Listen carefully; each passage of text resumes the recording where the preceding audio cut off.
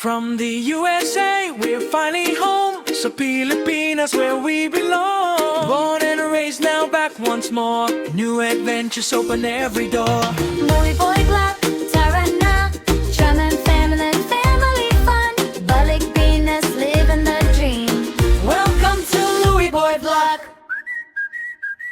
Whoa, oh, oh, oh, oh, oh, oh, oh.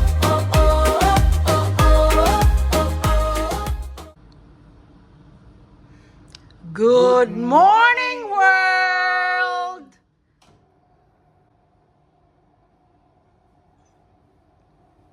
Wow, there's the view. This is life, guys. May kape. Naubos ko na yung tinapay ko. Tapos habang tayo ay nag-i-edit, sorry kung minsan na ano tawag doon, na kukulangan.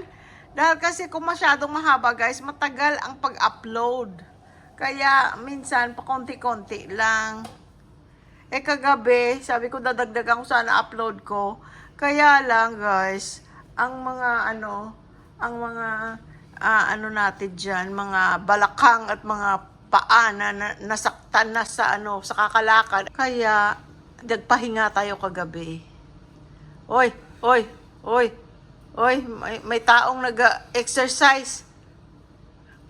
Oy.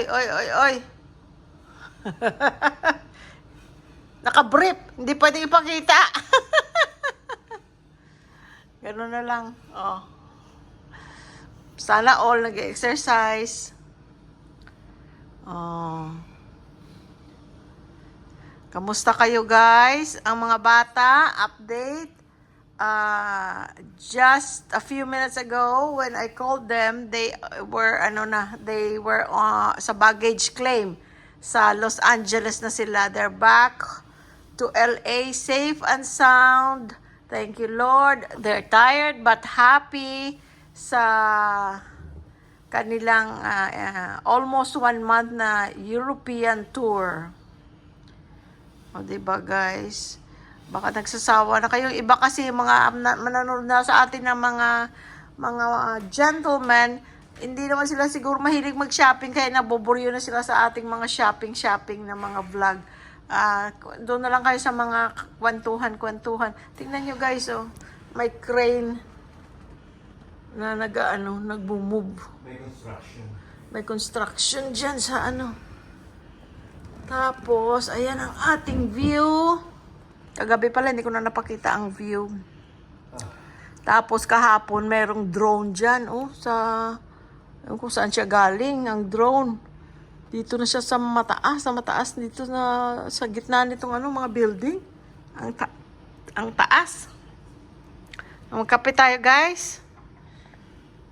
Aray, ang init. Agoy. Nadikit yung kamay ko sa aray. Ako ang taong guys, napakababa ng pain tolerance. Ako hindi. Siya, mataas ang pain tolerance niya. Ako, ay nako. Flu shot lang. Talagang mga injection. Ayoko ng sakit. Ayoko. Ang sasakit pa naman. Shingles na vaccination, pneumonia. Pneumonia, napakasakit. 3 araw akong parang may lagnat. Tetanus, ganun din. Kaya nakita mo, hindi kita binibigyan ng sakit ng loob. Diba? Low pain tolerance talaga ako, guys. Ganun talaga ako mula pa noon. Pwede akong maghapon magbigay ng injection, pero pag ako nang inineksyonan, ako nang nasasaktan. Ang Louie Boy, may pa bending pa. Ganon siya, guys, every morning. Sabi ko, pwede na hindi ka na mag-exercise kasi ang lakad natin, nakakailang miles kami, guys. Sa Apple Watch, di ba? Nakikita yung mga steps, mga miles. Nakakailang miles kaming dalawa. Hindi mo ma-feel dahil kasi, marami kang nakikita. Nasa loob ka ng mall. Pero, actually, ang nilakad namin, ang haba-haba.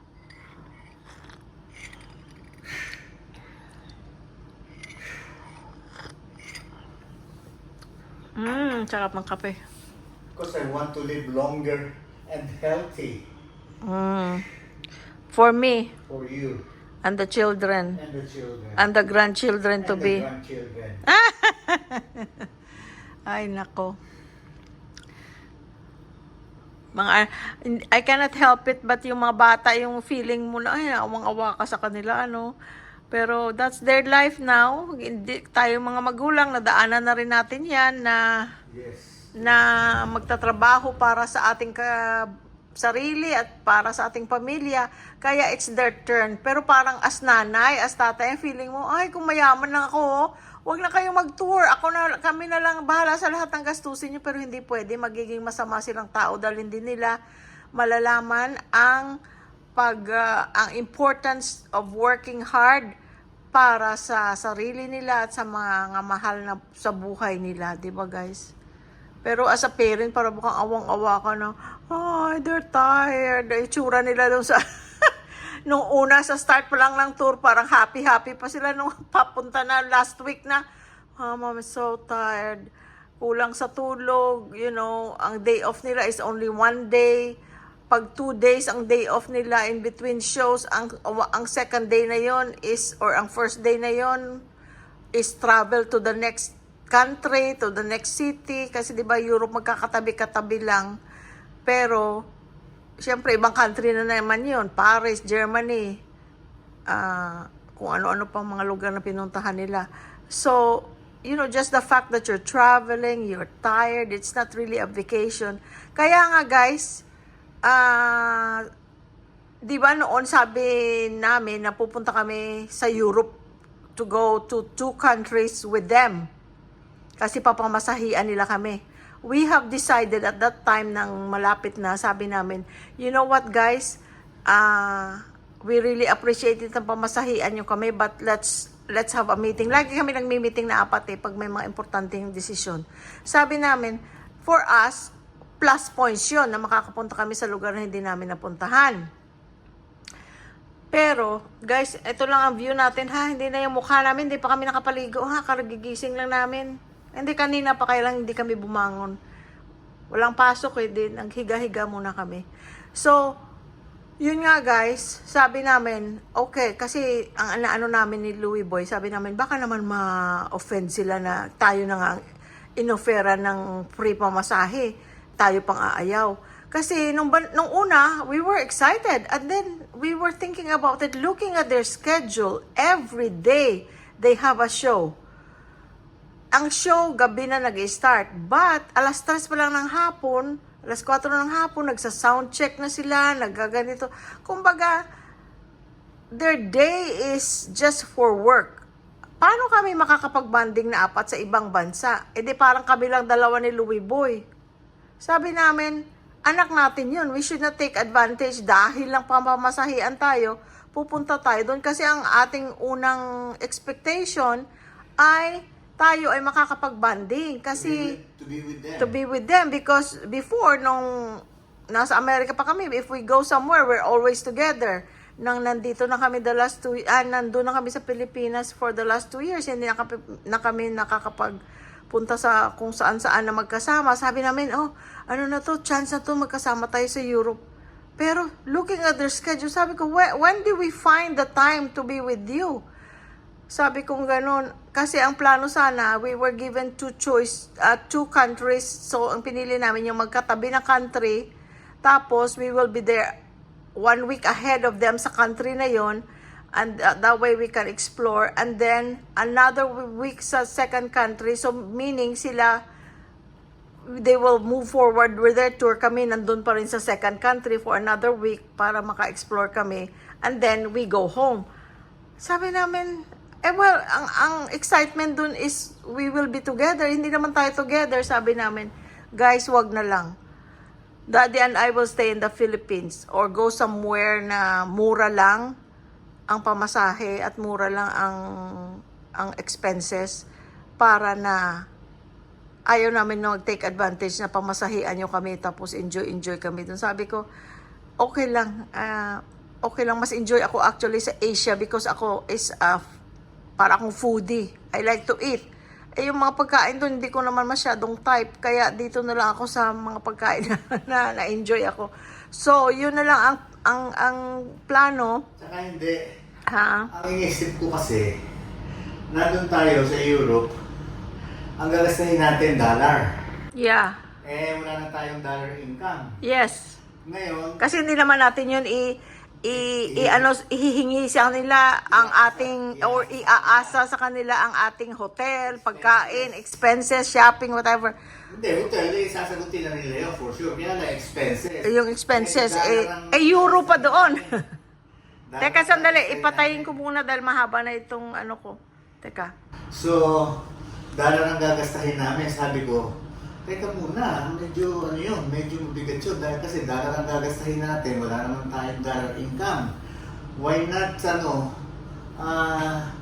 mag-tour na lang tayo somewhere in Asia na kasama sila. Let's say after their tour or, Oh, yeah. September, July, August, and then by December, they have a plan coming back home, coming over. So, yun, pero itong trip namin ito para sa aming dalawang mag-asawa to, para sa ano namin. Ito para Sa yeah. anniversary, birthday, at saka Father's Day. Oo. Itong trip namin na to. Kaya wala kaming sinama na family kasi basta may passport ka lang, Thailand is wala namang visa for Filipinos in US. So, Kaya yun, hindi kami nagsama kasi nga parang namin to yung kaming dalawa lang kasi nga anniversary namin, ganun. So agreed naman lahat sa decision namin na ito. Oo, sabi nila that's true, ma'am. We cannot promise to gala-gala with you. Sabi ko, well, the point was We cannot entertain. Oo, so sabi ko, well, the point we were excited to go was we can be together.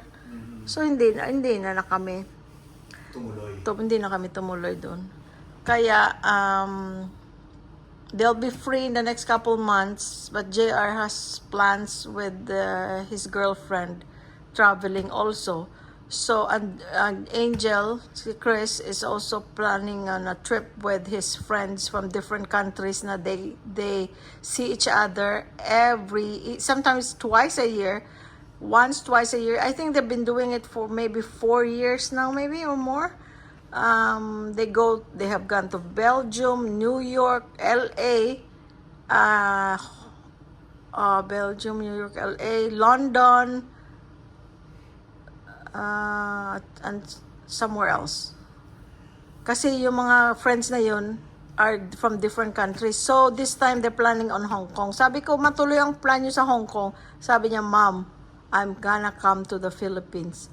If matuloy ang Hong Kong trip namin, sabi niya, but JR is busy with travels with Yuri, he cannot come with me.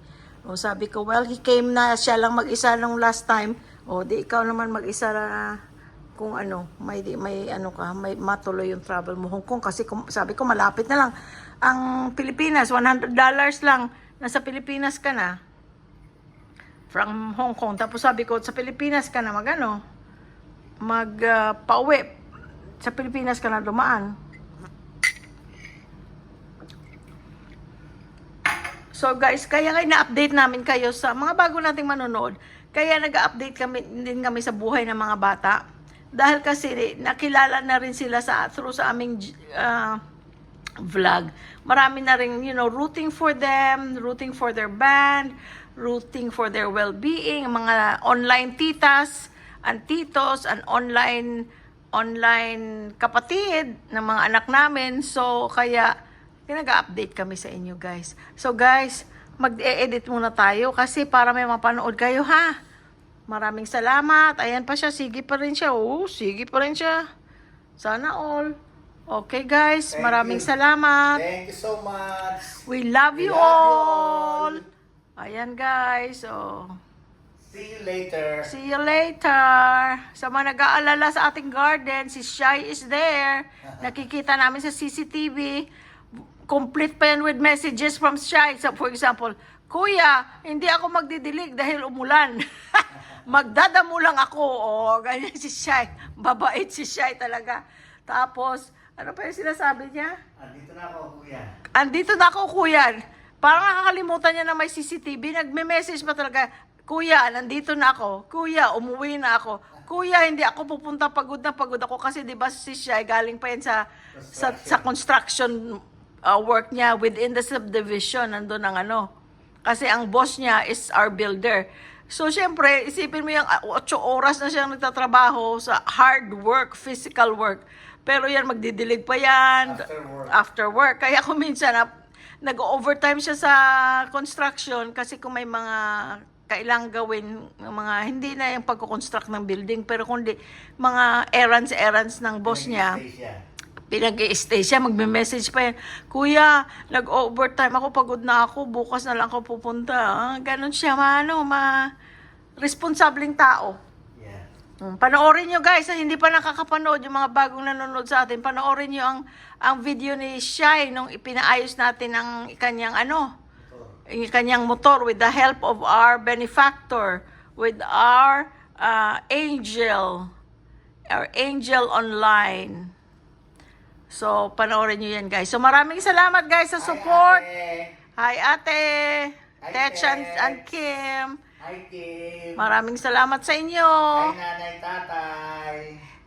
Love you all. Hi, Talorn. Hi, si Talorn na si Lolo Eddie. Lolo Eddie. Talorn, mayroon akong bibigay sa inyo.